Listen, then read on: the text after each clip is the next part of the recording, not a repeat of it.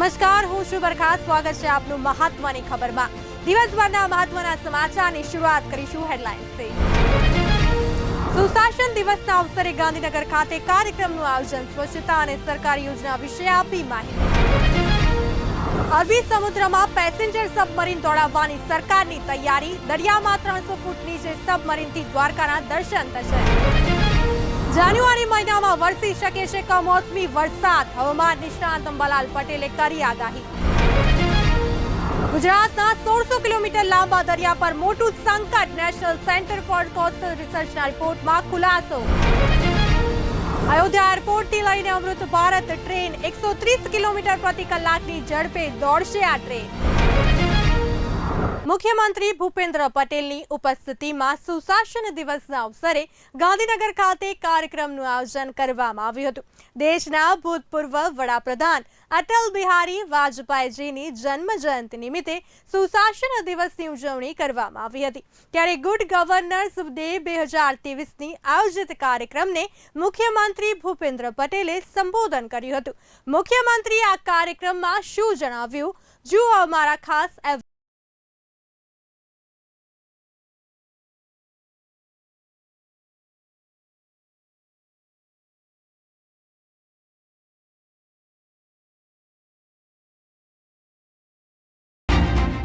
25 ડિસેમ્બરના દિવસને સુશાસન દિવસ તરીકે મનાવવામાં આવે છે. આ દિવસે ભૂતપૂર્વ વડાપ્રધાન અટલ બિહારી વાજપેયીની જયંતિ હોય છે.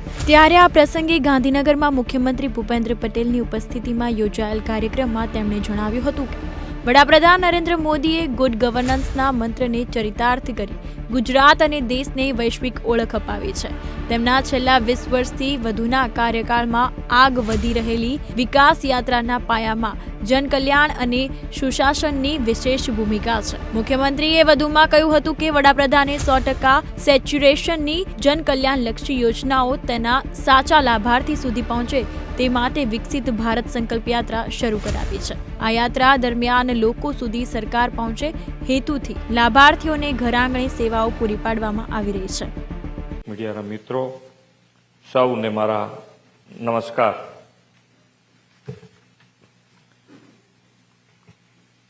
આજે 25મી તારીખે વાજપેયીજીની જન્મના દિવસે જ માનનીય નરેન્દ્રભાઈ 2014માં જ્યારે વડાપ્રધાન થયા ત્યારથી આપણે આ ગુડ ગવર્નન્સ ડે તરીકે એને ઉજવી રહ્યા છીએ. રજાના દિવસે આપ બધા અહીંયા આવ્યા છો અને આમ ચહેરા ઉપર જોઈએ તો હાસ્ય છે. આ ગુડ ગવર્નન્સ છે.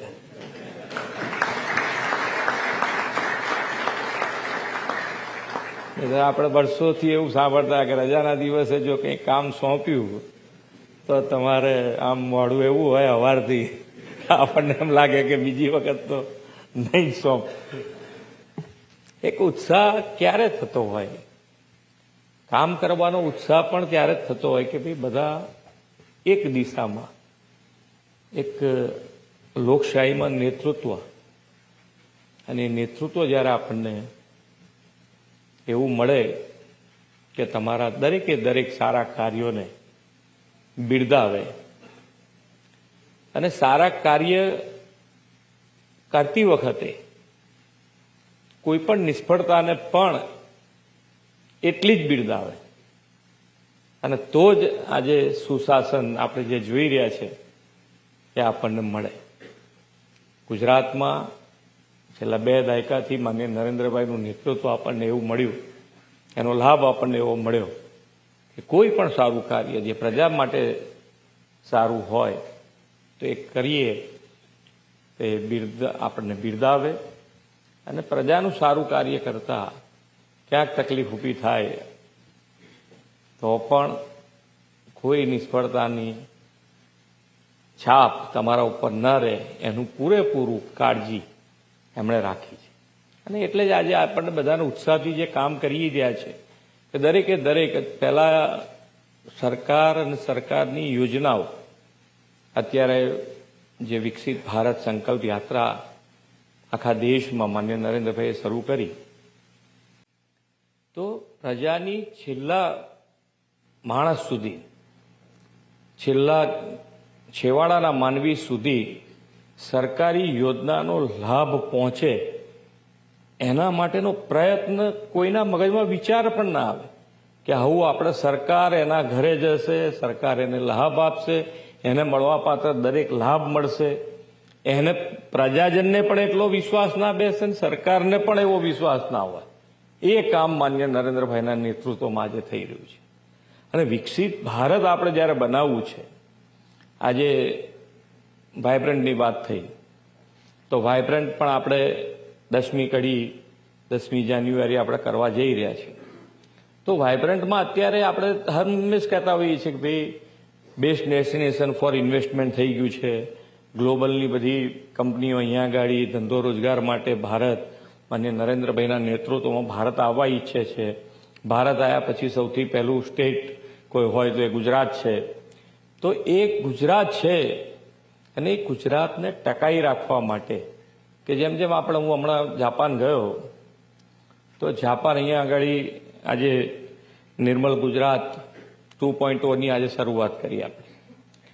તો જાપાનમાં એ લોકો રોડ ઉપર ડસ્ટબિન જ નથી રાખતા, ક્યાંય કરતા ક્યાંય ડસ્ટબિન જ જોવા ના મળે.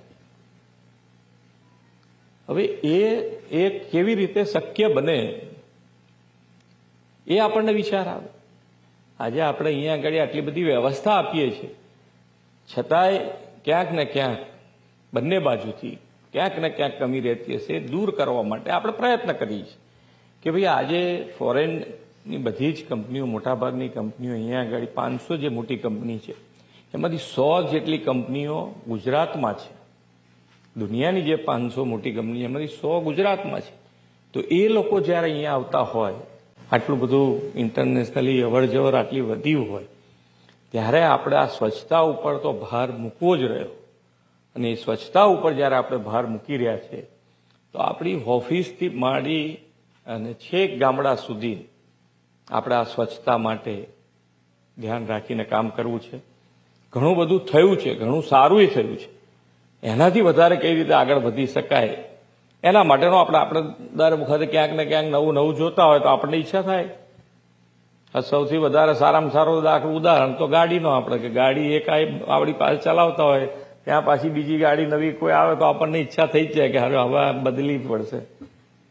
થઈ જાય ને, પૈસાની વધઘટ ચાલ્યા કરે પણ થઈ જાય ખરી ઈચ્છા. તો આવું જ વાત છે કે ભાઈ આપણે જેટલું સારું જોતા જઈશું એટલું આપણને સારું કરવાની ઈચ્છા. અને એમાં આપણે બધાનો આજે સુશાસનમાં એક વ્યક્તિ નેતૃત્વની છે ઈચ્છા શક્તિ હોય, પણ નેતૃત્વની ઈચ્છા શક્તિ પછી સરકારી કર્મયોગી તરીકે કામ કરતો થયો છે. એનો લાભ આજે પ્રજાજનોને મોટો દે.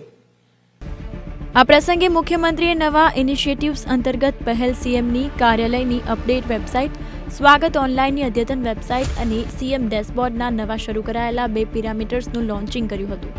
સીએમ કાર્યાલયની આ નવી વેબસાઇટ સરળ નેવિગેશન, સહજ એક્સેસ, મોબાઈલ રિસ્પોન્સિવ પેજીસ, સમાચાર તથા પ્રેસ રિલીઝનું સરળ શેરિંગ, ફોટો વિડીયો માટે સરળ વોલ સહિતની ઘણી સુવિધાઓથી સભર છે.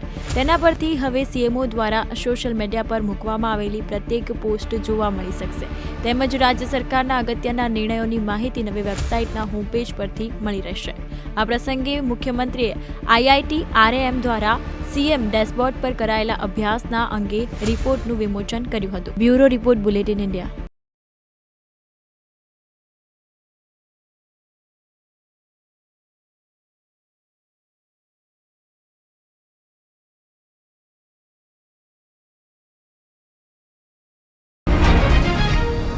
બેટ દ્વારકામાં અરબ સાગરમાં મોટો કેબલ બ્રિજ બની રહ્યો છે, જેની શરૂઆત જન્માષ્ટમીના આસપાસ થઈ શકે છે. ત્યારે હજારો વર્ષ પહેલા દરિયામાં ડૂબી ગયેલી ભગવાન શ્રી કૃષ્ણની દ્વારકા નગરીના દર્શન હવે સરળ થવા જઈ રહ્યા છે. ગુજરાત સરકાર દ્વારકા દર્શન માટે અરબી સમુદ્રમાં પેસેન્જર સબમરીન દોડાવવાની તૈયારી કરી રહી છે. ત્યારે શું છે સમગ્ર વિગત, જાણો અમારા ખાસ અહેવાલમાં.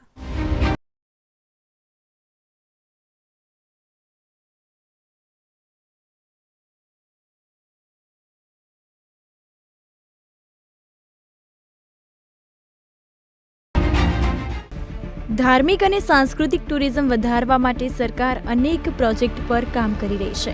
કાશી વિશ્વનાથ કોરિડોર અને મહાકાલ લોક કોરિડોર બાદ હવે સરકાર દ્વારકા કોરિડોર પર કામ કરશે, જે અંતર્ગત દરિયામાં ડૂબી ગયેલી મૂળ દ્વારકા નગરીના દર્શન માટે સબમરીન પ્રોજેક્ટ લગાવવામાં આવ્યો છે, જે અંતર્ગત સરકારની કંપની ડોક શિપયાર્ડની સાથે રાજ્ય સરકારે MOU કર્યા છે. સબમરીન પ્રોજેક્ટની શરૂઆત આગામી વર્ષે જન્માષ્ટમી કે દિવાળી બાદ શરૂ કરવામાં આવી શકે છે, જો કે અત્યાર સુધી સત્તાવાર જાહેરાત થઈ નથી. વાઇબ્રન્ટ સમિટમાં તેની જાહેરાત કરવામાં આવી શકે છે. રિપોર્ટ અનુસાર સબમરીન લોકોને સમુદ્રની નીચે 300 ફીટ સુધી લઈ જશે, જ્યાં તેઓ હજારો વર્ષો પહેલા સમુદ્રમાં ડૂબી ગયેલી ભગવાન શ્રી કૃષ્ણની દ્વારકા નગરીના દર્શન કરાવશે. આ સબમરીન ટૂર લગભગ 2 થી 2.5 કલાકની હશે. દ્વારકા દર્શન માટે ચલાવવામાં આવનારી સબમરીનનું વજન અંદાજે 35 ટન હશે અને આ સબમરીન પૂરી રીતે એર કન્ડિશન હશે. તેમાં એક સાથે 30 લોકો બેસી શકશે. દરેક સીટ વિન્ડો સીટ હશે, જેથી લોકો દરિયાઈ સૃષ્ટિને સરળતાથી જોઈ શકશે. સબમરીનમાં 24 મુસાફરો જ દર્શન માટે જઈ શકશે, કારણ કે અન્ય 6 લોકો ક્રૂ મેમ્બર્સ હશે. તેમાં 2 ડ્રાઈવર, 2 ગોતાખોર, 1 ગાઈડ અને 1 ટેકનિશિયન સામેલ હશે. મુસાફરોને ઓક્સિજન માસ્ક, ફેસ માસ્ક અને સ્કૂબા ડ્રેસ આપવામાં આવશે. સબમરીનમાં વિડીયો કોન્ફરન્સ જેવી સુવિધા હશે, જેનાથી સબમરીનમાં બેસીને સ્ક્રીન પર સામે થનારી હલનચલનને જોઈ શકશો અને રેકોર્ડ કરી શકશો. જો કે હાલ સબમરીનના ભાડાને લઈ કોઈ વિગત સામે નથી આવી, પરંતુ કહેવાય છે કે તેનું ભાડું મોંઘું હોઈ શકે છે. સામાન્ય લોકોને ધ્યાનમાં રાખીને સરકાર તેમાં સબસિડી આપી શકે છે.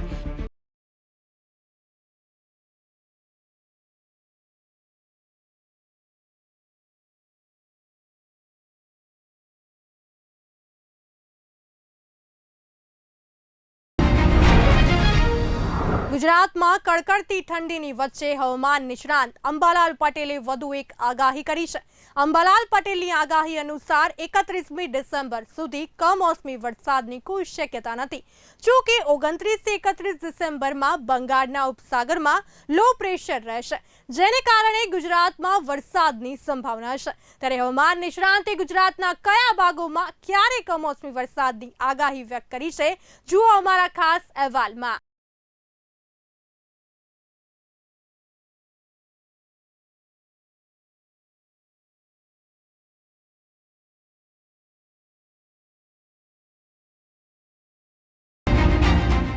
પહેલી જાન્યુઆરીથી દેશના મોટાભાગના વિસ્તારમાં હવામાનમાં પલટો આવશે. 25 થી 30 ડિસેમ્બર દરમિયાન હવામાન ચોખ્ખું રહેશે. જાન્યુઆરીમાં પાકિસ્તાન તરફથી આવનારા વાદળો કમોસમી વરસાદ લાવી શકે છે. અંબાલાલ પટેલે જાન્યુઆરીમાં માવઠાની આગાહી કરી છે. તેમના કહેવા અનુસાર 1 થી 5 જાન્યુઆરીમાં ઉત્તર પૂર્વ ગુજરાત, કચ્છ, પશ્ચિમ સૌરાષ્ટ્ર અને દક્ષિણ ગુજરાતમાં માવઠું થવાની શક્યતા છે. હવામાન વિભાગના જણાવ્યા અનુસાર દિલ્હીમાં 28 ડિસેમ્બર સુધી ગાઢ ધુમ્મસ રહેશે, જ્યારે પંજાબ અને હરિયાણામાં કોલ્ડ વેવ એલર્ટ જારી કરવામાં આવ્યું છે. મહત્વનું છે કે હાલ રાજ્યમાં કડકડતી ઠંડી પડી રહી છે. વેસ્ટર્ન ડિસ્ટર્બન્સના કારણે ઠંડીનું પ્રમાણ વધશે. કચ્છના નલિયામાં 10 ડિગ્રી તાપમાન થવાની શક્યતા છે. અમદાવાદના વિસ્તારમાં 15 ડિગ્રી સુધીનું તાપમાન રહેવાની શક્યતા છે.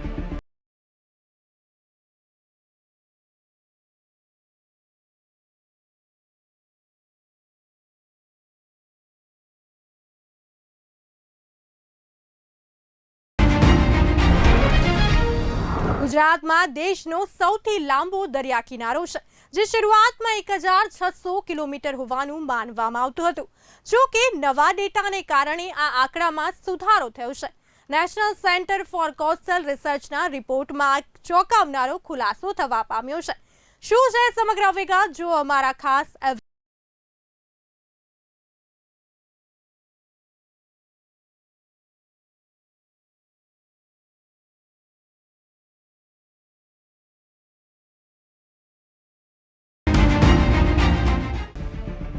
ગુજરાતીઓ હવે સૌથી લાંબા દરિયા કિનારાનું ગર્વ નહીં લઈ શકે.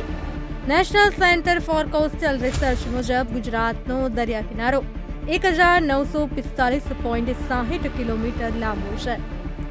જો કે રાજ્યના દરિયાકાંઠાનો 537.5 કિલોમીટરનો દરિયાઈ સ્તર વધવાથી અને આબોહવા પરિવર્તનને કારણે સતત ધોવાણ થઈ રહ્યું છે. આ ધોવાણનો દર દેશમાં સૌથી વધુ છે. NCCR દ્વારા 1990 થી 2018 દરમિયાન ભારતના 6,632 કિલોમીટર દરિયા કિનારા પર હાથ ધરવામાં આવેલા અભ્યાસમાં જાણવા મળ્યું છે કે 33.6% દરિયા કિનારો ધોવાણ માટે સંવેદનશીલ છે. ગુજરાતનો દરિયા કિનારો 27.6%ના ભયજનક દરે નાશ પામી રહ્યો છે. 2018 સુધીમાં ગુજરાતમાં 1,945.60 કિલોમીટર દરિયા કિનારામાંથી 1,030.9 કિલોમીટર સ્થિર છે, જ્યારે 377.2 કિલોમીટરે વૃદ્ધિનો અનુભવ કર્યો છે. ગુજરાતનો વ્યાપક દરિયા કિનારો જે એક સમયે જેનું ગર્વથી નામ લેવાતું હતું, તે હવે સંવેદનશીલતા અને આબોહવા પરિવર્તનના દુર્ગામી પરિણામોનું પ્રતીક બની ગયું છે.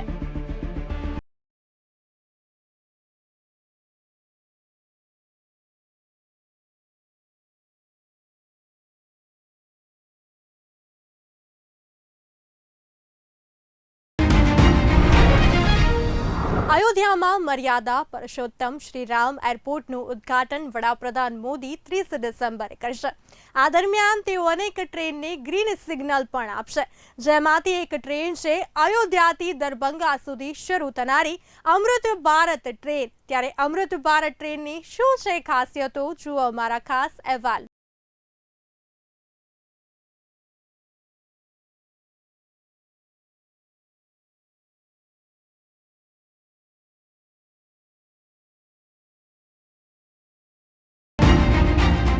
અયોધ્યામાં ભવ્ય રામ મંદિરના ઉદ્ઘાટનને હવે 1 મહિનાથી પણ ઓછો સમય બાકી છે. 22 જાન્યુઆરી 2024ના રોજ રામ મંદિરના ગર્ભગૃહમાં રામલલાની મૂર્તિ સ્થાપિત કરવામાં આવશે. વડાપ્રધાન નરેન્દ્ર મોદીના નેતૃત્વમાં ભવ્ય પ્રાણ પ્રતિષ્ઠા મહોત્સવનું આયોજન કરવામાં આવી રહ્યું છે, જેની તૈયારીઓ અંતિમ તબક્કામાં છે. ત્યારે પ્રધાનમંત્રી નરેન્દ્ર મોદી 30 ડિસેમ્બરે દેશની પ્રથમ અમૃત ભારત ટ્રેનને લીલી ઝંડી બતાવે તેવી જાણકારી સામે આવી રહી છે. આ દેશની પહેલી અમૃત ભારત ટ્રેન છે, જે ભગવાન રામના જન્મસ્થાન અયોધ્યાથી શરૂ થઈને માતા સીતાના જન્મસ્થાનવાળા ક્ષેત્ર મિથિલાંચલને જોડશે. વડાપ્રધાન મોદી અયોધ્યામાં 6 વંદે ભારત ટ્રેન શરૂ કરાવશે. આ ઉપરાંત 2 નવી અમૃત ભારત ટ્રેનની પણ શરૂઆત થશે. પહેલી ટ્રેન અયોધ્યાથી દરભંગ માટે હશે, જ્યારે બીજી અમૃત ભારત ટ્રેન સાઉથ ઇન્ડિયા માટે રહેશે. અમૃત ભારત ટ્રેનને પહેલા વંદે સાધારણ ટ્રેન કહેવાતી હતી, પરંતુ હવે તેનું સત્તાવાર નામ સામે આવી ગયું છે. આ ટ્રેન આમ આદમી માટે હશે, જે પૂરી રીતે નોન એસી હશે, જેમાં સ્લીપર ક્લાસ કોચ ઉપરાંત જનરલ ડબ્બા હશે. અયોધ્યાથી દરભંગા જતી ટ્રેન 22 કોચવાળી હશે, જેમાંથી 12 સ્લીપર કોચ હશે અને 8 જનરલ ક્લાસના ડબ્બા હશે. 2 ડબ્બા ગાર્ડ કમ્પાર્ટમેન્ટ કહેવાશે, જેમાંથી એકમાં મહિલાઓ માટે જગ્યા હશે. આ ઉપરાંત અન્ય એક ડબ્બા દિવ્યાંગો માટે રિઝર્વ રહેશે. આ ટ્રેનના ડબ્બા નારંગી અને ગ્રે કલરના હશે. અમૃત ભારત ટ્રેનની બંને બાજુ એન્જિન હશે. આ ટ્રેનની સ્પીડ વધુમાં વધુ 130 કિલોમીટર પ્રતિ કલાક હશે. સીટ વચ્ચે ટેબલ પણ હશે કે જેથી યાત્રા દરમિયાન યાત્રિકોને ભોજન કરવાની સુવિધા મળી રહે. સામાન્ય લોકો માટેની આ સુવિધાજનક ટ્રેનમાં મોબાઈલ ચાર્જિંગના સોકેટની સુવિધા પણ હશે. આ ઉપરાંત બોટલ રાખવા માટે હોલ્ડર પણ હશે. સામાન્ય ટ્રેનની તુલનાએ આ ટ્રેનની સીટ પણ આરામદાયક રહેશે. આ ટ્રેનની સ્પીડ સામાન્ય એક્સપ્રેસ ટ્રેનથી વધુ હશે, જેને સુપરફાસ્ટ ટ્રેનની કેટેગરીમાં આવશે.